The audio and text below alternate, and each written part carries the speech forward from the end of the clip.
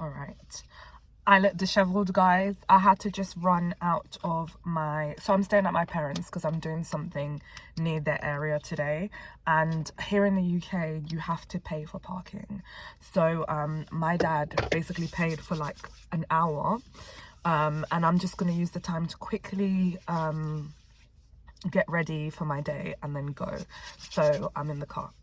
And today, as I'm getting ready to go out, I was thinking about talking about self-care and how I've realized that self-care was no longer a choice after my daughter died. I realized that self-care was no longer a choice after my daughter died. And this is because, like, I actually grew up being a tomboy. I was a tomboy, guys. I don't know if you can tell, but my feminine energy was not really there. And there are so many reasons for this. And I remember, like, I grew up listening to Eminem, for example.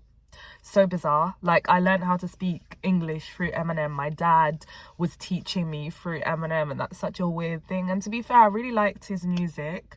But when you start to really deep the things that he's saying, it's really ingrained women hate. Not ingrained, very obvious women hate. And I remember I even carried some of that, and I remember way back when in my teenage years, truly believing and making videos about the fact, not videos actually, I think I used to write about the fact that, you know, if women really loved themselves, they wouldn't do this, they wouldn't do that.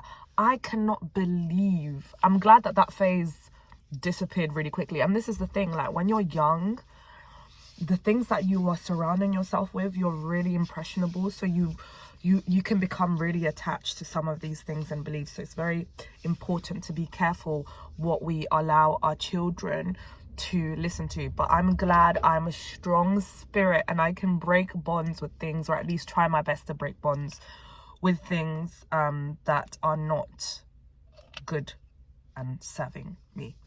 So in any positive way. So yeah, I used to be a tomboy, and I used to just like walk around with my trousers down, or like walk like this. Again, growing up in the early 2000s, the late 90s, early 2000s hip-hop era was a thing. So you're listening to Biggie, you're listening to Tupac, you're listening, I mean, their music is lyrically amazing, to be honest. Yeah, I don't know how I'll go with that, but you know, some of the stuff that they were saying was definitely woke shit in some ways. But that's how I identified as.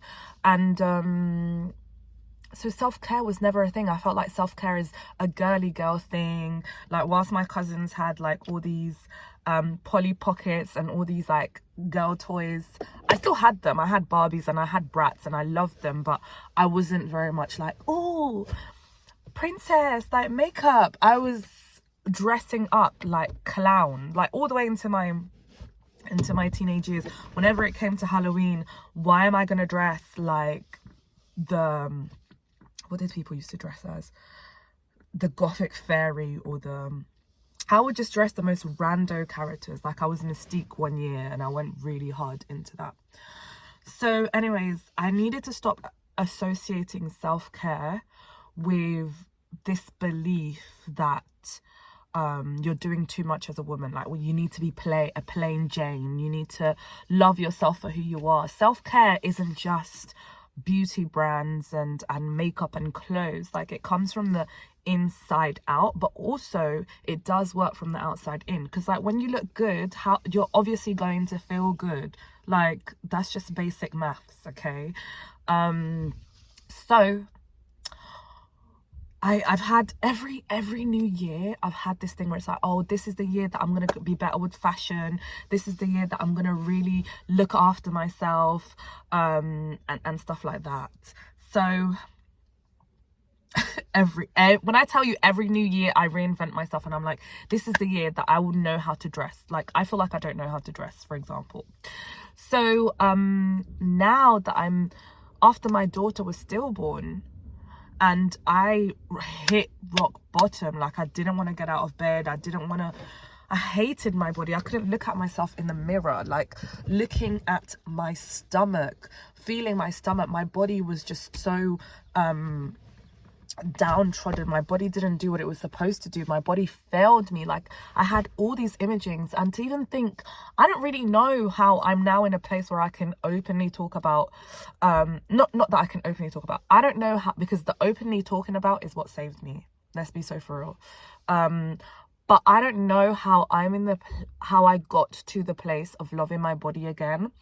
I do think one of the reasons was like the physical process of becoming pregnant again, and I had no choice but to bond and try my best to love my body and reframe how I look at my body, because I had to start seeing my body as the place that housed my children.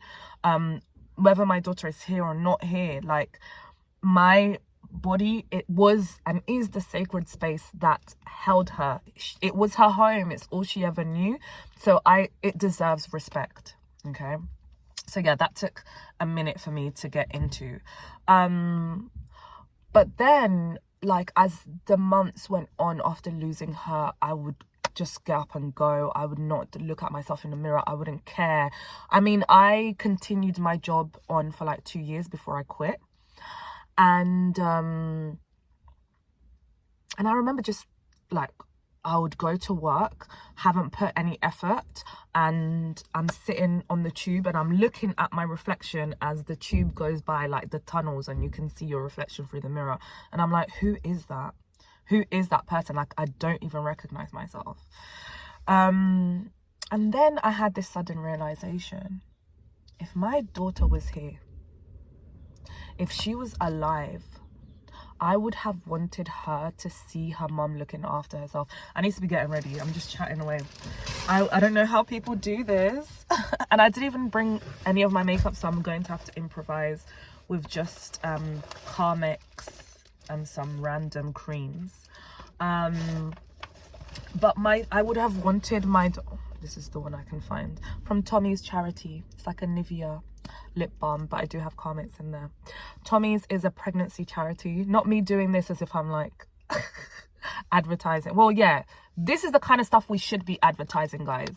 Charities that are supporting women, that are helping women in their pregnancy journey. They do a lot of research around like why people have recurrent miscarriages, and some of the research is showing that the miscarriages, there's a child passing through, that the miscarriages are actually coming through, oh, that's the mum, are actually coming through because of the sperm, right? And not because of the egg or because of the women. And some of these sperm don't have any genetic information. So how are we going to be able to have children if there's no genetic information? Okay. So yeah, this is the kind of conversations that we should be having. Tommy's has a great platform for mums to come feel seen. And I ran for Tommy's last year at the London Marathon on my birthday. Cool. Love Tommy's. So, and they have a great team of people that are genuine people that you just talk to, and you know, you get on well with them. So as I was saying, I realized that if my daughter was here, I would have wanted her to see her mum looking after herself, because I would want to pass that on to her too. I would want my daughter to feel, okay, I'm gonna move here a little bit. Oh no, let me just stay there. But I'm gonna have to put my hand like that because people are coming through and I can't be bothered to over edit that. This is literally people are going to school. And I would have wanted her to see her mum looking after herself. I would have wanted her to know what it means to love yourself, to take care of yourself. It's really important. You've got to look after yourself first. So, yeah, that's one of the things I definitely would have wanted to do. And especially as a little black girl, and she would have been, well, I've got a son now who was born after Maila, and he's light skinned. I thought he would have been a little dark skinned boy like me. So I would have thought Maila was going to be dark skinned too, but I do think she would have been slightly lighter.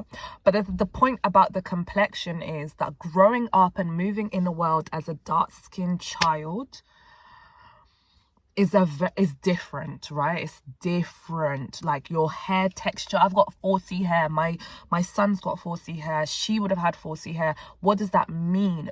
I would want my child to love their hair and love the skin they're in from jump. I don't want them to have to go through this whole process in their teenage years where they have to refine themselves and all this kind of stuff. No, it would have had to been from jump. Like, I got books ready for Maila about her hair.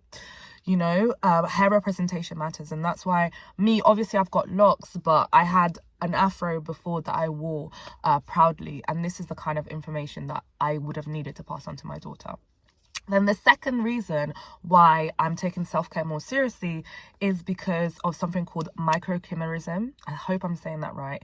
And what it means is that when you're pregnant, and regardless of how long your gestation goes for, your baby's cells remain in your body. So there's a study that looks at a woman who gave birth to living children, right, to a son, and he's 27.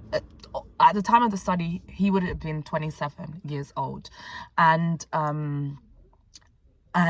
with that, they sorry guys, I don't know if this is weird, but I just don't want no kids or people on the thing, and with that, the cells of that son or the cells of our children, they remain within us regardless, whether you whether they were born living or if they died at birth or died before you gave birth. Their cells remain inside you, okay? And